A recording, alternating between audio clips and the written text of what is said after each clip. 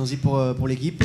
C'est très rare de pouvoir te parler. C'est quelque chose que tu n'aimes pas faire, les interviews. Est-ce que tu peux nous expliquer un petit peu pourquoi? Profitez-en. Bon, honnêtement, il n'y a pas de réponse à ça, pardon. J'ai pas trop l'habitude de faire des conférences ou quoi que ce soit. Je préfère éviter.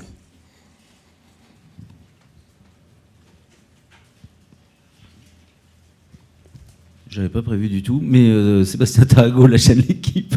Et pourquoi tu préfères éviter? Bah, c'est mon tempérament, tout simplement.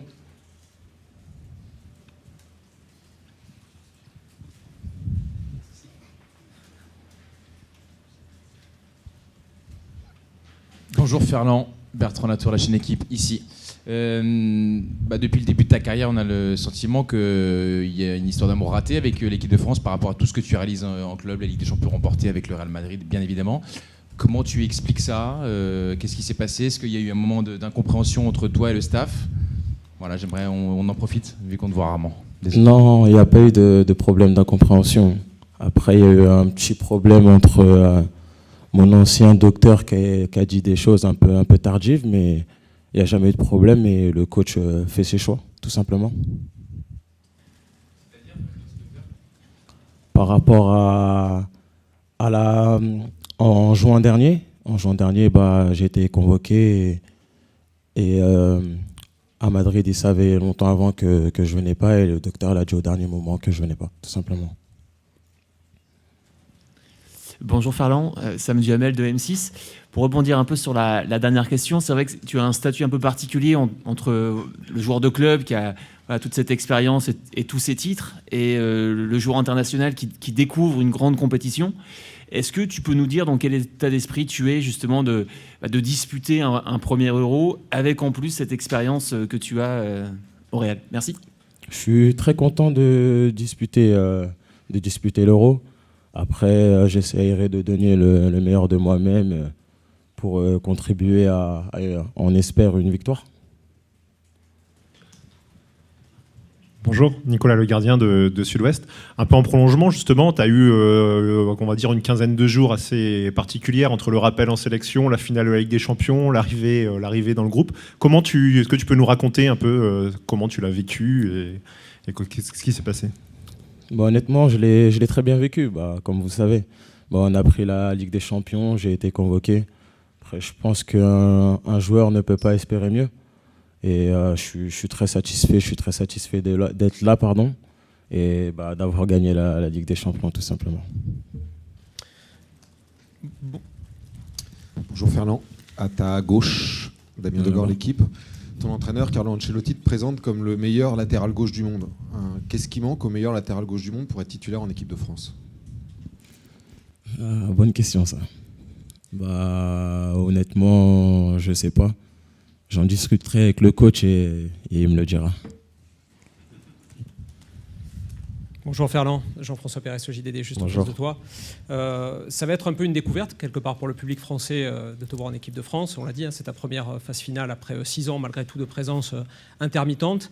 Je voudrais savoir quel message tu aurais éventuellement à faire passer aux supporters français. Qu'est-ce que tu as envie de leur dire avant que cet Euro ne débute? Et puis ensuite, par rapport au Real et à la place que tu as, est-ce que tu penses pouvoir jouer le même jeu au Real Madrid et en équipe de France? Est-ce que c'est les mêmes qualités, on va dire, qui te sont demandées ici? Merci. Qu'il soit derrière nous et on donnera le maximum. Après, que c'est vrai que à Madrid, c'est différent. À Madrid, c'est différent parce que le coach ne nous demande pas la même chose. Et après, je trouve qu'il faut s'adapter, faut s'adapter et essayer de jouer comme on nous le demande ici. Bonjour Ferland, Benjamin Corrèze pour Le Parisien. Tu l'as dit, effectivement, il y a eu cet épisode de juin dernier qui a fait qu'on a attendu peut-être un petit peu plus longtemps que prévu de te revoir, mais tu as quand même eu 10 sélections avec l'équipe de France. Est-ce que tu as le sentiment d'avoir raté certains rendez-vous, certains regrets? Est-ce que tu as l'impression d'avoir raté certains moments qui ont fait que ça aurait passé dans une autre sphère aussi en sélection il y a quelques mois, quelques années maintenant? Merci. Je ne dirais pas que j'ai raté. Après, comme je l'ai dit et je le répète, le coach prend ses décisions et il faut l'accepter tout simplement. Après, moi, je me donne au maximum en club et en espérant être là. Et si je suis là, c'est très bien. Je donne le meilleur de moi-même. Et si je ne suis pas là, c'est comme ça, c'est le football. Il y a de la concurrence. Bonjour Ferland. Emmanuel Banguet pour l'AFP. J'avais aussi une question sur la phrase d'Ancelotti que j'aimais bien et je voulais te demander dans quoi tu avais progressé défensivement et est-ce que derrière ce compliment, il se cache aussi le fait qu'il attend un peu plus de toi offensivement? Non, je trouve pas qu'il se cache parce qu'il me l'aurait dit directement. Après, vous savez que devant moi, j'ai un joueur qui a besoin d'espace, qui a besoin de plus de liberté. Je pense en montant autant, je pense que je lui ramènerai des joueurs en plus, or qu'il en a déjà assez. Donc, honnêtement, non, il me demande de bien défendre. C'est le principal et offensivement, je pense qu'ils font le travail. Je pense que j'ai plus de confiance défensivement et j'ai plus progressé sur les 1 contre 1.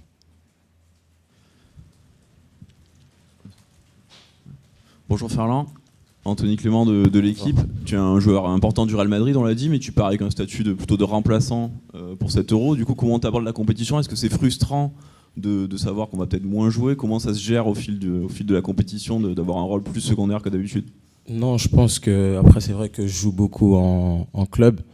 Après je pense que non, faut s'adapter et faut être prêt et on peut faire appel à nous à n'importe quel moment. Donc faut être concentré, faut être focus, faut être derrière l'équipe et essayer de pousser tout le monde vers le haut. Bonjour Ferland, Baptiste Duru, RTL. Je voulais savoir ce qu'on apprend quand on passe 5 ans au Real Madrid dans ce vestiaire avec tellement de joueurs importants et savoir aussi qui est le meilleur entre Vinicius Junior et Kylian Mbappé. Merci. On apprend à gagner. On apprend à gagner. Mais non, on apprend la solidarité. Honnêtement, je trouve qu'on a une équipe très solidaire. Et ça s'est vu sur les années même où on a gagné la Ligue des Champions. On arrive à faire des remontées incroyables. Et honnêtement, c'est 2 joueurs différents. C'est 2 joueurs différents, mais deux grands joueurs. Et j'espère que ça se passera très très bien là-bas et qu'ils feront le travail. Bien tenté. Bonjour Ferland, Clément Gavard pour SoFoot. Vous allez disputer l'Euro dans un contexte particulier en France au niveau politique. L'extrême droite se rapproche du pouvoir. Par exemple, au Havre où tu as grandi, où tu as été formé, le RN a fini en tête avec 27% des voix. Qu'est-ce que ça t'inspire déjà? Et est-ce que tu penses que vous avez une mission, un rôle auprès des Français par rapport à tout ça? Merci. Moi, je trouve que chacun a son avis personnel et j'ai le mien. Et c'est comme ça. Je pense que j'ai pas besoin de l'étaler, quoi que ce soit.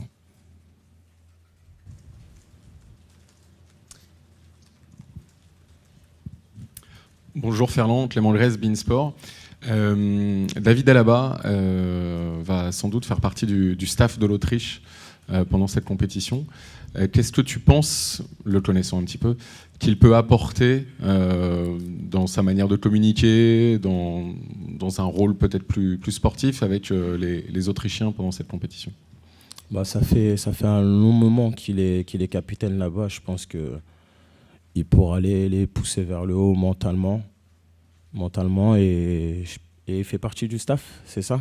Il est parti en tant que faire partie du staff. Je pense qu'il les poussera et il essaiera de les aider au maximum. Bonjour Ferland, Denis Ménétrier pour Le Monde. On l'a dit, vous avez un statut très important en club, vous avez un palmarès. Comment vous faites pour vous intégrer au groupe sans prendre non plus trop de place parce que vous êtes plus remplaçant? Comment on fait quand on a ce statut en club pour arriver et bien s'intégrer au groupe? Honnêtement, après, il y a des personnes que je connais, ça fait très très longtemps. Il y a des personnes, j'ai été en préformation avec eux. Donc c'est facile et tu t'intègres facilement dans le groupe. Tout le monde est gentil. Après, moi, je suis quelqu'un un peu dans mon coin. Et voilà, c'est simple. Ça n'a pas été difficile. Bonjour Ferland, Louis Vix, Infosport Plus Canal. Comment décririez-vous le rôle d'Ousmane Dembélé en équipe de France, à la fois sur le terrain mais aussi dans la vie de groupe? Une question par rapport à votre contrat au Real qui se finit la saison prochaine. Je sais bien que là vous êtes dans le cadre de l'équipe de France et que vous n'avez pas forcément vocation à vous exprimer sur votre avenir, mais il y a beaucoup de questions qui se posent quand même. Est-ce que vous aimeriez prolonger ou est-ce que vous aimeriez quitter le Real? Je vais parler d'Ousmane déjà. Ousmane, honnêtement, c'est une personne au top. Il génère de la joie, il est toujours content, il a toujours le sourire. Et ça nous fait plaisir et ça nous remonte, ça nous met bien au moral. Et par rapport au Real, je ne pense pas que ça soit le sujet de discussion, tout simplement. Bonjour Ferland, Bonjour. Ici à votre droite, Aymeric Le Gall de 20 minutes. J'ai une petite question, il y a eu un débat avant que vous arriviez en Allemagne, enfin un débat lancé par Antoine Griezmann sur le gagner moche, le fait d'être chiant à regarder pendant la compétition, condition pour aller loin et gagner 7 €. Est-ce que vous comprenez ce qu'il a voulu dire par là? Est-ce que vous cautionnez? Est-ce que vous êtes d'accord avec ça? Voilà, tout simplement, qu'est-ce que vous en pensez de cette philosophie? Il a dit quoi? Que les Bleus allaient être chiants à regarder. Ah, j'étais pas encore là.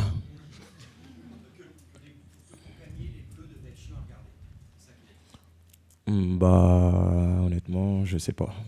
J'ai rien à répondre à ça. Je vais aller le voir là au vestiaire, là je lui demanderai.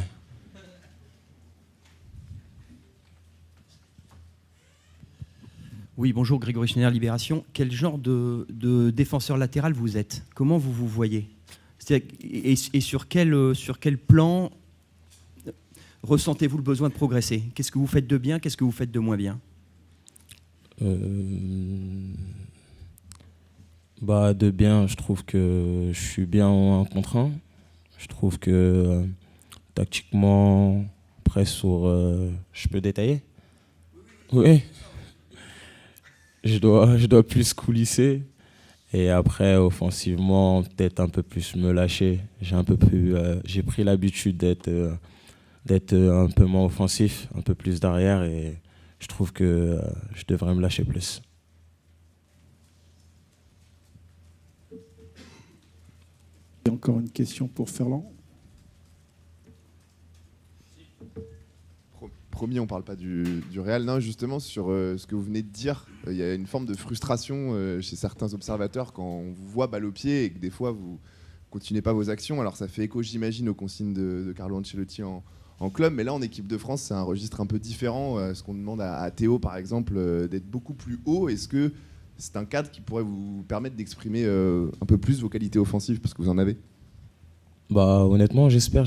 Après, on verra si je suis sur le terrain, j'essaierai de faire le travail, être plus haut comme on me le demande et essayer de finir mes actions. Honnêtement, non. Ça fait 5 ans que je suis à Madrid et au bout d'un moment, tu fais ce qu'on te dit et puis basta. Bonjour Ferland, Baptiste Després, Le Figaro. Par rapport à la situation politique en France, dernière question là-dessus, est-ce que c'est une situation finalement qui est évoquée quand même au sein des Bleus, avec le staff, les joueurs? Est-ce que vous êtes hermétique à tout ça ou au contraire, ça vous inquiète? Non, on en a parlé. Après, comme je l'ai dit tout à l'heure, chacun a sa position. Je ne pense pas qu'on a détaillé notre position ou quoi que ce soit. Et ici, ils nous ont parlé des votes là, qui se passera c'est samedi. La procuration dimanche, et chacun fera ce qu'il a à faire. Oui, bonjour Ferland, Julien Froment pour Radio France. Vous l'avez dit, ça fait 5 ans que vous êtes au Real Madrid. Si je ne dis pas de bêtises, vous êtes sous contrat encore une année là-bas. Est-ce que vous avez l'envie de poursuivre? Est-ce que vous avez entamé des discussions pour prolonger avec le Real ou pas? Voilà, merci.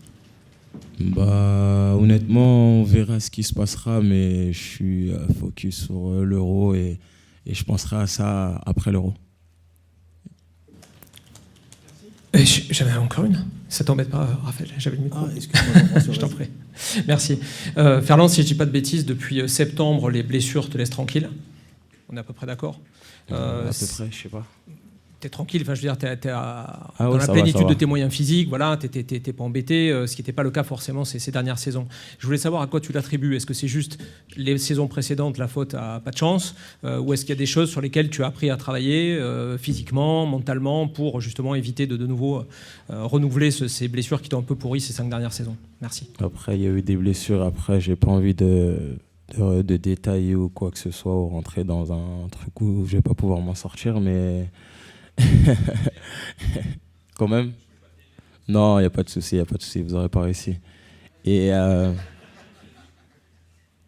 cette année, après, j'ai changé un peu ma routine. Après, je pense que ça m'a fait du bien. J'ai travaillé musculairement, j'ai changé, j'ai pris un nutritionniste, alors que je mangeais très bien déjà, mais je pense qu'il y a des choses que je ne mangeais pas qui étaient importantes. Et ça a payé. Et cette année, j'ai été épargné des blessures.